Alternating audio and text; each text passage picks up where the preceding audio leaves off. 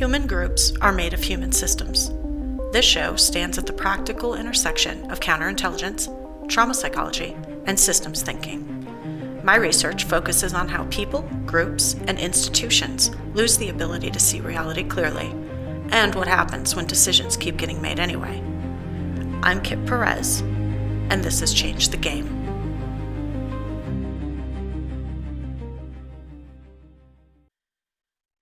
Today I'm talking with Kristin McTiernan, who's also known online as the nonsense-free editor, and I wanted her on the show because she's one of the few people in the publishing world that talks like an adult. She helps independent authors do what most people say they want to do, but few actually do. Finish the book, publish it, and get it into the hands of real readers without turning their whole identity into a chase for approval from the gatekeepers. And she does that through a variety of services that we're going to talk about in a second. Basically, whatever's required to get a book out of your hard drive and into the world. And she's also an author herself with a newly released thriller called The Twitter Crush. We'll talk about that. Plus, she writes about time travel and such things, and she runs Black Market Fiction and her Substack, Fictional Influence. So this episode is about independence.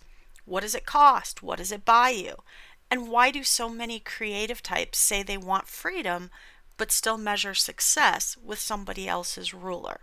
So, Kristin, good morning. First off, talk to me about what you're up to. What are all the things that you have your hand in? Well, that's kind of a complicated question. So, I provide services and then content, and those, are kind of separate. So the services I provide are editing, self-publishing, consulting, formatting, basically whatever is needed for an independent author to get their novel or book length work out there and for sale and to help them, make people aware of it. And then on the content side, I'm an author of the newly released thriller, The Twitter Crush, as well as some time travel and paranormal mysteries.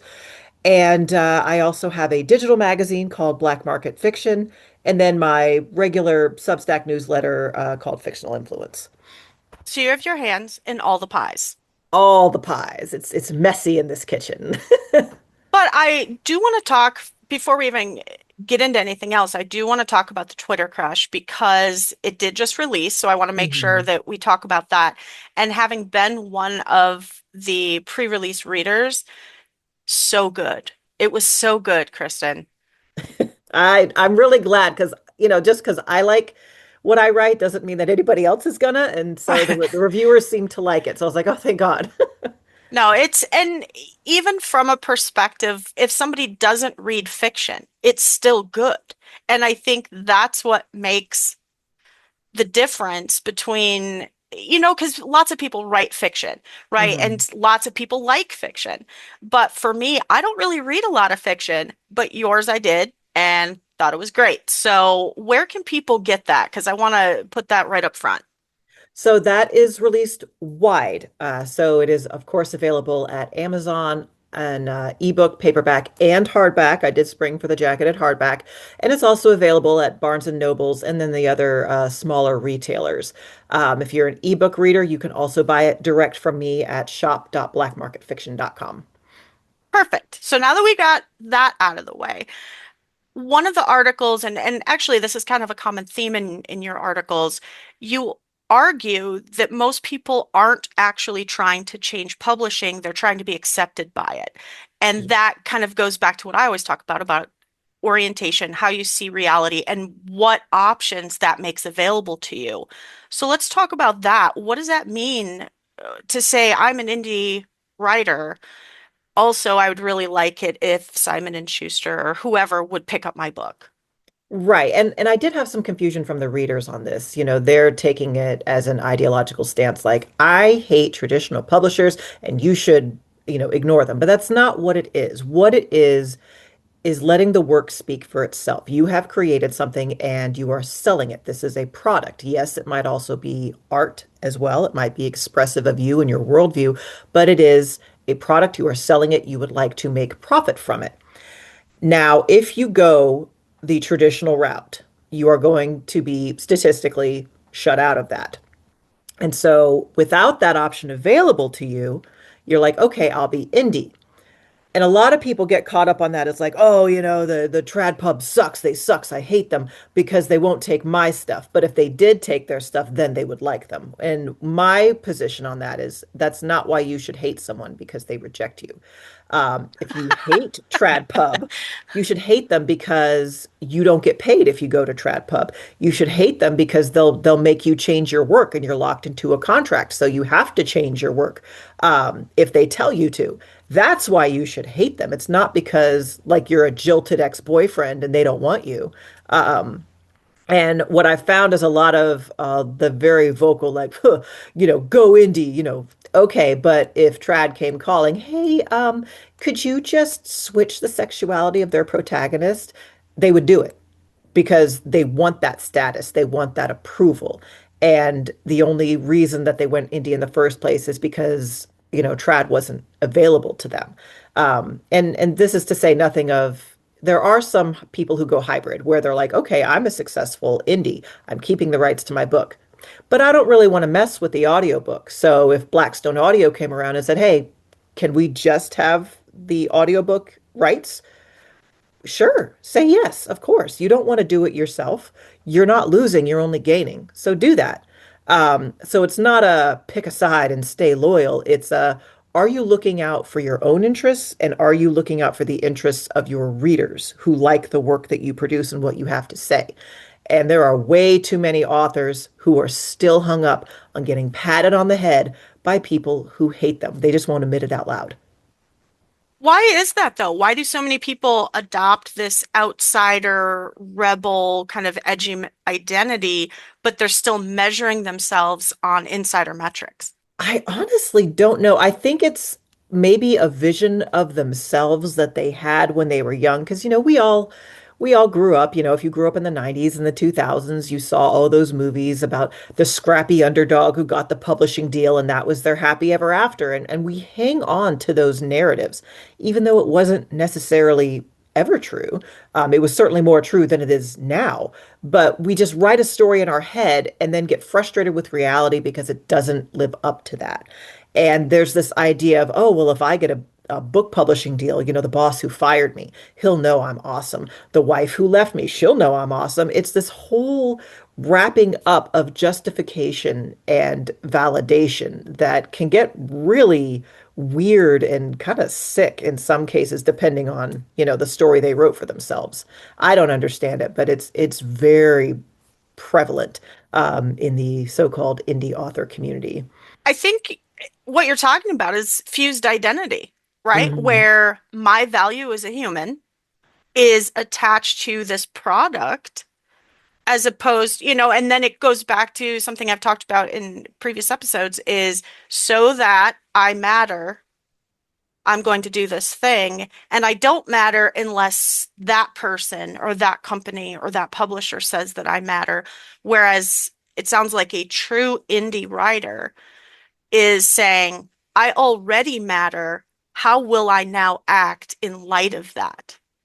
Yes, very much so.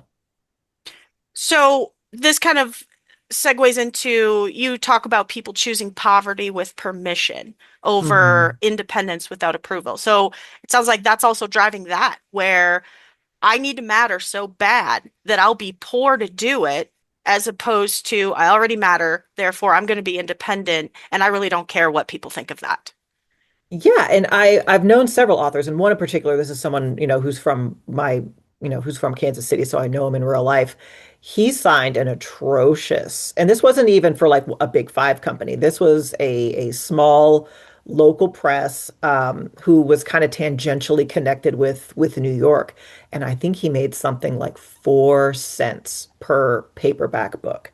Oh, And he was wow. so proud of that publishing deal. He wanted everyone to know, I'm on this imprint. And he couldn't understand that people were like, this isn't a good deal for you. You were doing better as an indie. And he said something I'll never forget. I am now a real writer. You've been doing this for 40 years and you only just now feel like you're real, like you exist, making 4 cents on the paperback. It was it was really awful to behold. And I think I misunderstood how he felt about himself as a person. And a lot was revealed in that one sentence. I don't even have words to describe that, Yeah, and actually. this is an accomplished person. This is someone who had worked in journalism and academia. There was no professional feather in his cap he didn't have, except for, a publisher for his fiction. And oh wow. That was something to behold. Well, that sounds like the difference then between I see the system clearly, and then instead of seeing it clearly, you're emotionally oriented toward it. And Yeah. it keeps coming back to that identity and that narrative. The story that I tell myself about who I am, what kind of writer I am, what value my work has, is not the actual truth. And I think that Mhm. goes both ways, right? Because you have some people who write, quite frankly, very bad fiction. And yet, if you ask them, they are the arbiter of all things writing. Mhm. And unfortunately, some of those people get validated by the system. 50 Shades, I'm talking about you. Yeah. And no names though. And then you also have people like your friend where you're like, buddy, how do you not understand that your work already has value? Yeah, it's really sad. And I think this is pervasive in the arts in general. I'm not an actor and I've never really worked, on the stage or in Hollywood, but just from, an outsider point of view of what I see on social media, it feels like actors and script writers and people who are involved in the creative aspect of filmmaking have this as well. It only matters if the big muckety mucks say it's good. That's why we're still going through this nonsensical circle jerk of the Oscars and the Golden Globes. The people, the viewing public, don't watch these shows. We don't care. We haven't watched them in over a decade at all. We just, the only reason that we like them is to have those TikTok compilations of the stupid outfits these beautiful people wear to these events. Whoever can make the most clever comment about Angela Bassett's dress wins rather than Angela Bassett herself. But they keep doing this because they have to have that hierarchical approval. It's not the people who pay them money that matter. It's the ones who get it made in the first place. And I don't know if that's a uniquely human thing. I don't know if it's an artistic kind of sensibility or what, but it does seem to be baked into people who earn their money in a creative medium. I know as a watercolor artist, I suffered from that for a really long time. Like we're talking years, where it didn't matter if somebody, I was selling at the farmer's market, right? And people would come in and you would get people come in and they would see a painting and they would say, I have to have that. It speaks to me. And okay, that's awesome. That gives you that little dopamine hit. But then somebody comes in and they say, oh, I'm from such and such gallery and you have fantastic work. And they don't buy any of it and they leave. And yet I realize that gives me a bigger dopamine hit. Well, why is that? Well, it's because Mhm. I'm emotionally oriented to this system. It's funny that you mentioned the award shows and things like that because I'll tell you, and I suspect that either you do this or a lot of people do this. If there's a new movie coming out and I want to know whether or not I want to watch it, I'll go to Rotten Tomatoes and look it up. But the lower the critic score, the more likely I will like it. Yes.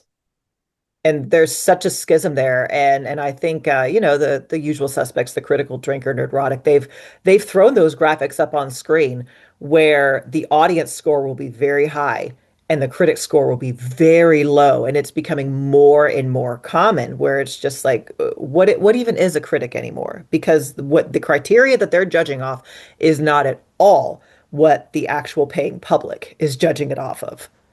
So if complaints and critique don't matter, what does? Well, if you want to get, bottom dollar on it, it's like who is willing to put their money where their mouth is? Who is willing to put money on what you have created? Because I would argue that if somebody buys your book to support you personally, that says a lot more than a critic who gives you, a 3-star review. Yeah, it was fine, but, they don't buy it, and the people who care about that critic's opinion, they don't buy it. The money, because if somebody cares enough to go and look for their credit card number, and even if it's 99 cents, That's how you judge, okay, this has merit. This is worth somebody's money. And if you're creating something that's artistic, like a book, especially if it's a doorstop or fantasy novel, not only are they parting with their time, they're at least willing to part, I'm sorry, they're not only they're parting with their money, they'll part with their time. A book that size, that's a time investment. And everybody's so busy. And, that's part of the reason why I wrote the Twitter Crush the way I did, because people are so short on time. We have short attention spans. And I adapted the medium to kind of accommodate that. But not all authors do. So if you're putting down $4.99 for a fantasy book and you know it's going to take you 2, 3 weeks to finish, that matters. That matters so much. And especially there are some readers who will never DNF a book. They will never not finish it, even if they hate it. That's not me, but I respect that. So they're willing to say, okay, even if I get halfway through and I don't like this, I'm still going to give you 3 weeks of my time. That is amazing.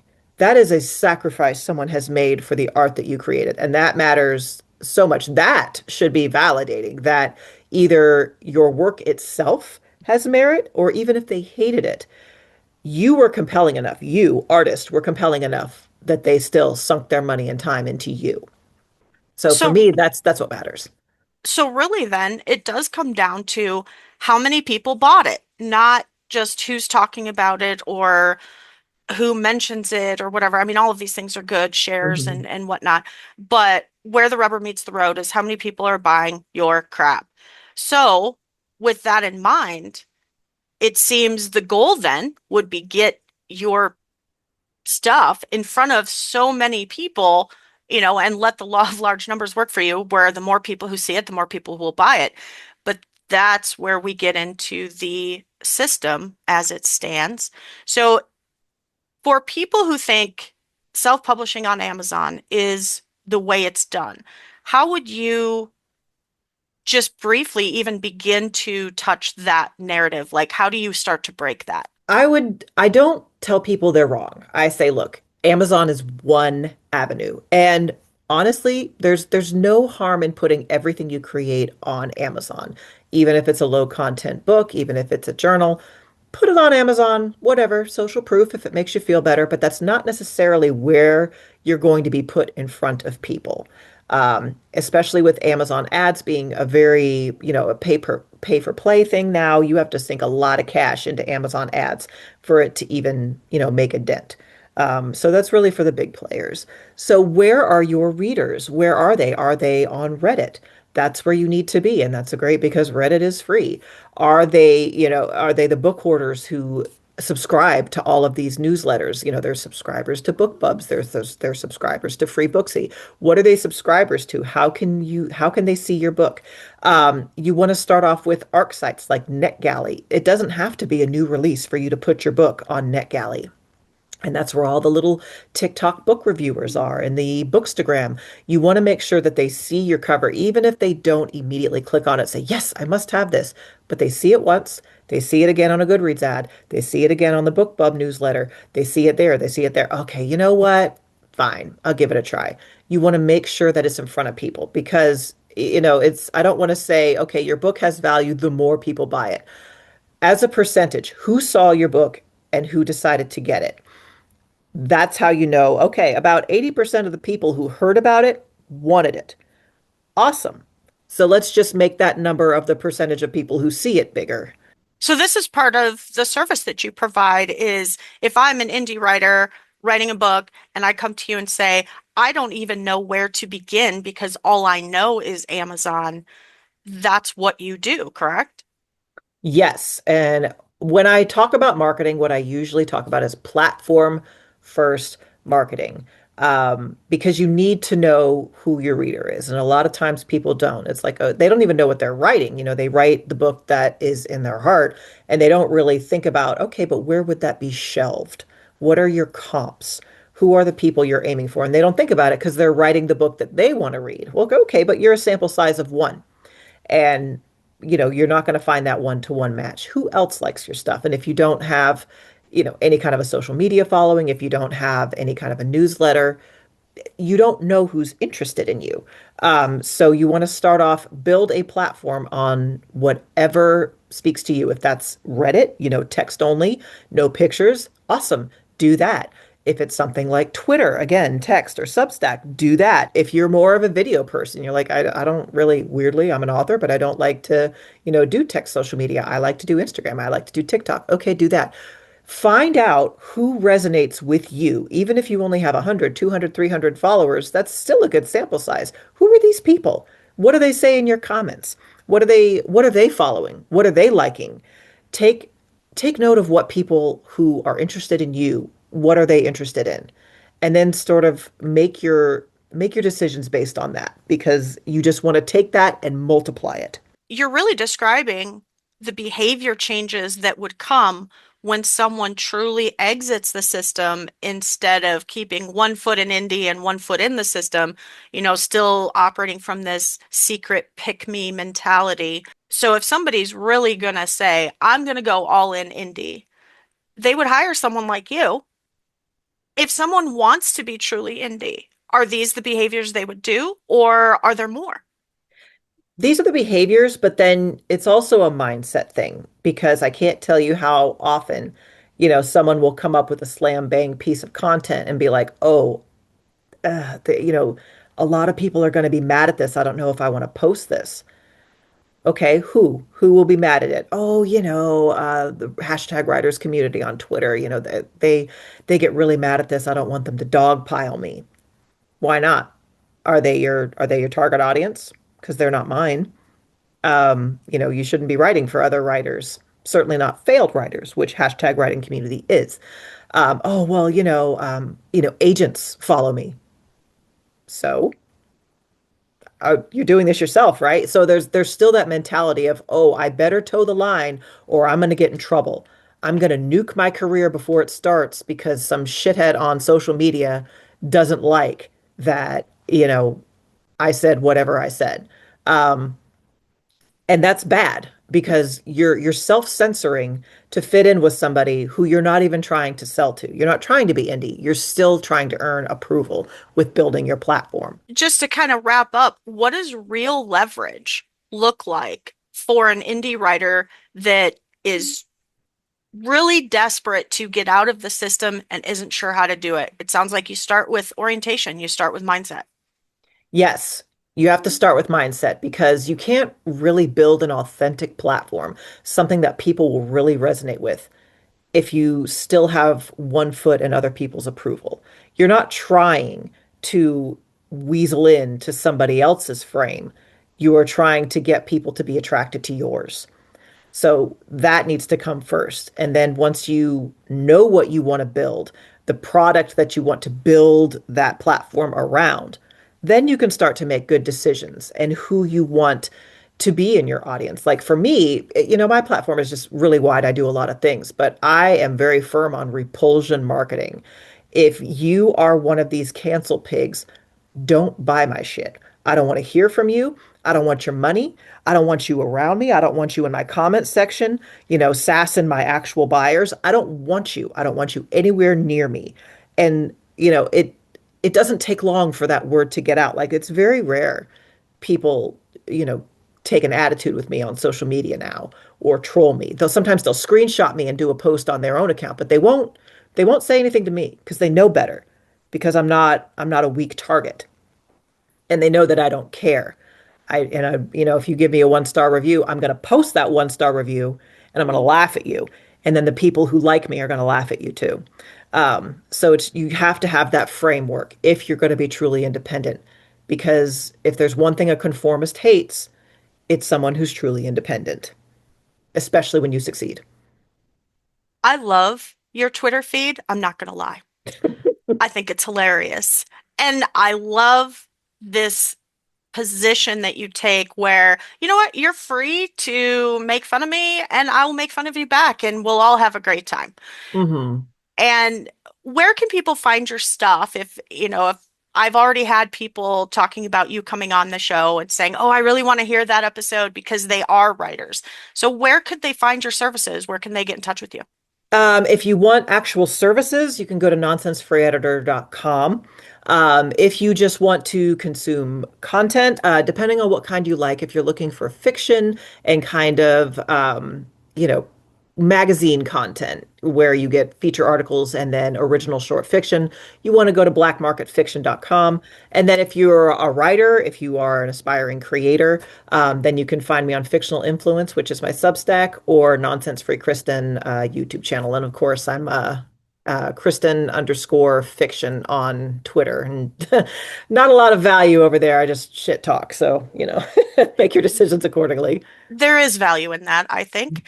Well, thank you very much for coming on and yapping with me. Absolutely.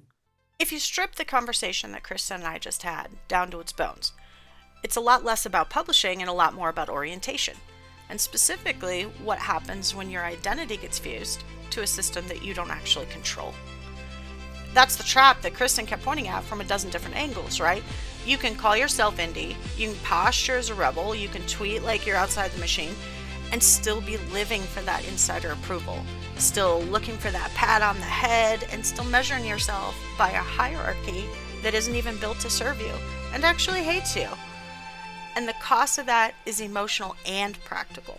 It makes you make stupid decisions and accept bad deals, and it makes you self-censor or being willing to change for that approval. And it makes you build your platform like you're trying to stay acceptable to the people you're not even selling to. Kristen's point over and over was basically this: stop asking permission to exist.